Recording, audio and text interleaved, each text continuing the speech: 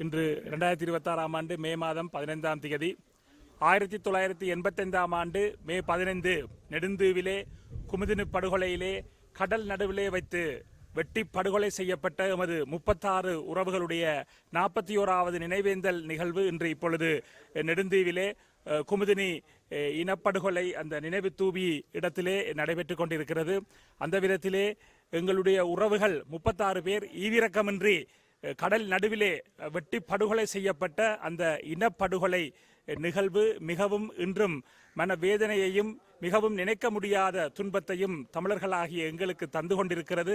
அந்த உறவுகளுக்கான அந்த இனப்படுகொலைக்கான நீதி வேண்டும் என்கின்ற அடிப்படையிலே தமிழினம் காலத்துக்கு காலம் பல்வேறுபட்ட இனப்படுகொலைகளை சந்தித்துக் கொண்டிருக்கக்கூடிய சூழ்நிலையிலே